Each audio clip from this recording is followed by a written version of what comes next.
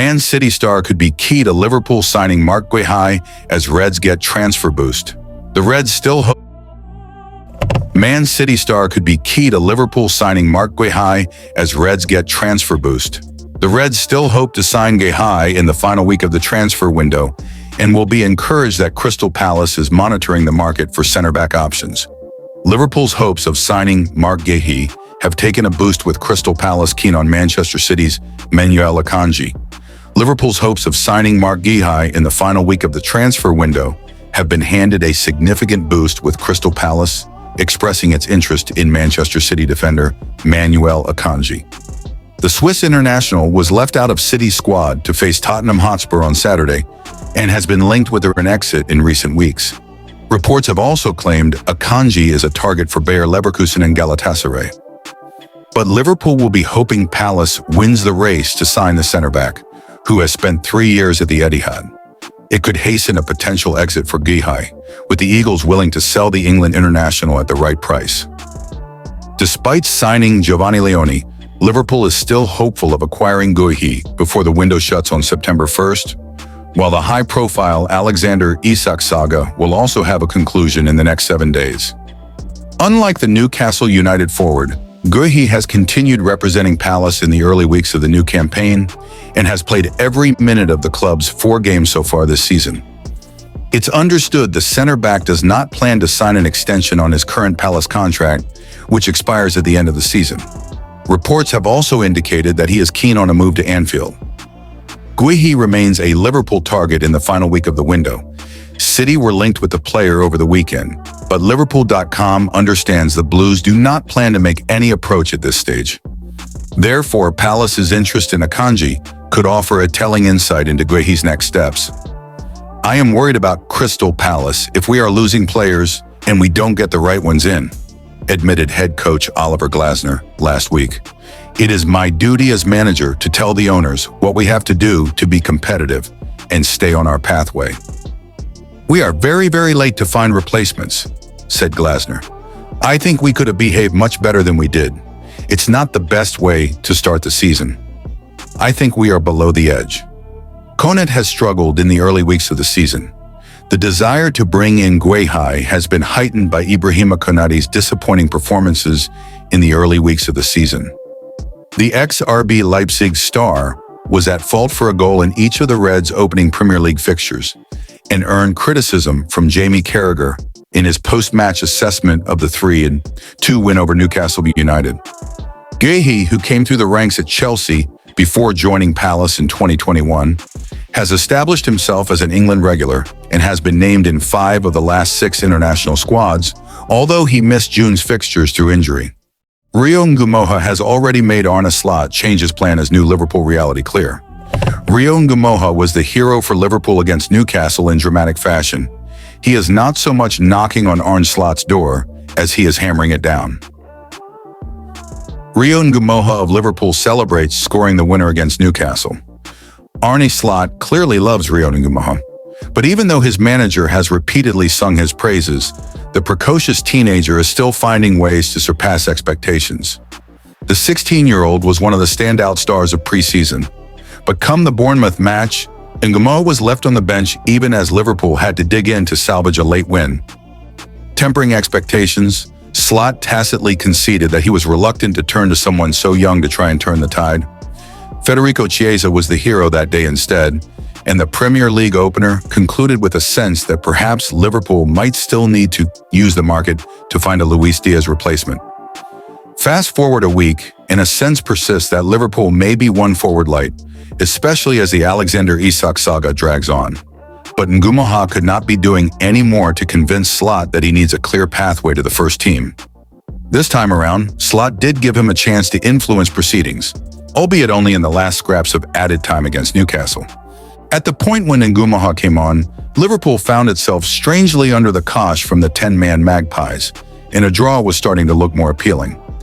But even before his dramatic late moment, Ngumoha turned the tide.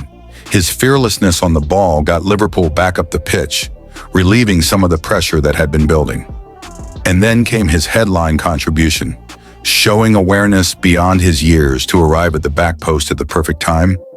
He then produced a ridiculously cool first-time finish beyond Nick Pope to send the away fans into raptures.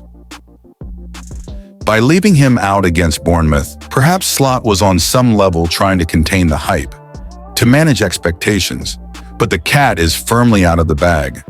This is a hugely exciting talent who is already at a level where he can mix it with the best. In that sense, Ngumoha is effectively forcing Slot to change the plan. What might have been earmarked as a season of very gradual exposure to the first team is now a campaign where the teenager has a case to be included week in, week out. Rio Ngumoha of Liverpool applauds the fans at full-time following the team's victory in the Premier League match between Newcastle United and Liverpool at St James's Park on August 25, 2025 in Newcastle upon Tyne, England. Calls to start would probably be a touch premature, although a few more late contributions like that will certainly attract such shouts. But at the very least, there would be a strong case to utilize Ngumoha's fresh legs off the bench more often than not. It was great that he could secure the points against Newcastle, but he would have been every bit as useful coming on at 2-0 up. Perhaps Liverpool would not have found itself so penned in if he had been there as an outlet, tying opposing fullbacks in knots and making a nuisance of himself. Heck, he has now stood up and proved himself across a consistent run of games in pre-season and shown that the impact can translate to competitive fixtures. The only thing holding Slot back from using his more would be his age. But is that a good enough reason? It's looking like a weaker and weaker case. There's no suggestion that Slot has got anything wrong up to this point. He is keenly aware that he is dealing with someone who still has a lot of physical and emotional maturing to do, and that comes with a need for added caution. But from a footballing standpoint, there can be little doubt now. Ngumoha is ready. Liverpool should scrap Alexander Isak transfer with new priority crystal clear. The Reds need to get a huge deal over the line this week, but not one that involved the Newcastle striker. Alexander Isak remains in limbo at Newcastle. 'Tis the transfer saga that won't go away. With little over a week of the summer transfer window left, Alexander Isak continues to be in exile at Newcastle as he waits for Liverpool to bid the £150 million the club wants to let him go. In the meantime, the 25-year-old is training alone and no doubt anxiously counting down to the 7 p.m. deadline on September 1st. However, it shouldn't just be the British record transfer demand putting the Premier League champions off from making their move. What's more imperative is that right now, there's another target that Liverpool should be pursuing while dropping their interest in the Swedish striker. The notion that Arne Slot needs a clinical number 9 is questionable.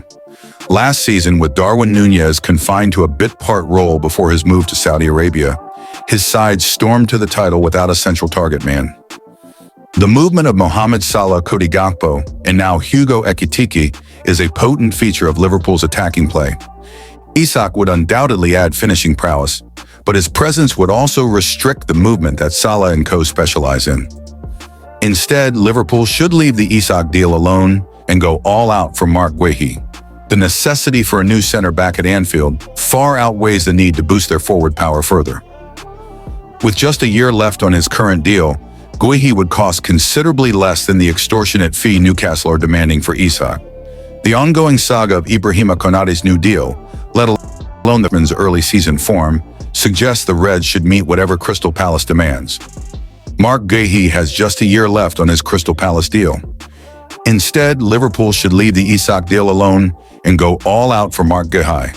The necessity for a new center back at Anfield far outweighs the need to boost their forward power further. With just a year left on his current deal, Guehi would cost considerably less than the extortionate fee Newcastle are demanding for Isak. The ongoing saga of Ibrahima Konaté's new deal, let alone the Frenchman's early season form, suggests the Reds should meet whatever Crystal Palace demands. For all their potency going forward, Liverpool remain vulnerable when teams counterattack. It was a factor that Bournemouth exposed on the opening night of the season, and Paris Saint-Germain even more so in last season's Champions League clash. Liverpool will score goals with or without Alexander Isak, and yet without Guehi, Slot's side are not the clear title favorites many perceive them to be. FSG still have time to make a major statement this summer. What that statement should be is crystal clear. Man City to hijack Liverpool's key transfer target with Guardiola set to ruffle feathers.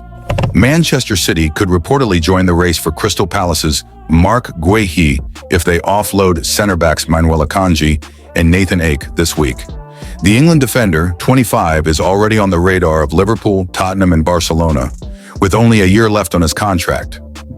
According to the Daily Star Sunday, Guehi is being eyed as a potential £35 million target at the Etihad should Pep Guardiola lose Akanji and Ake from his squad. Galatasaray are keen on Akanji, 30, while Everton have set their sights on Ake, also 30, having already secured Jack Grealish on loan from City. If both players depart before the summer transfer window shuts next week, City's interest in Guehi could intensify, setting them on a collision course with title rivals Liverpool. Despite Guardiola looking to streamline his squad, the speedy Guehi is seen as a long-term asset. Prior to Newcastle's £35 million signing of Germany's Malik Thiaw from AC Milan, Guehi was also on their shortlist. Eddie Howe admits Alexander Isak fears as Newcastle boss threatens Liverpool. Eddie Howe has conceded that replacing Alexander Isak is a near impossible task, but he believes Anthony Gordon could be up to the challenge. The Newcastle manager would have preferred to have Isak available for tomorrow night's match against Liverpool at a packed St. James Park.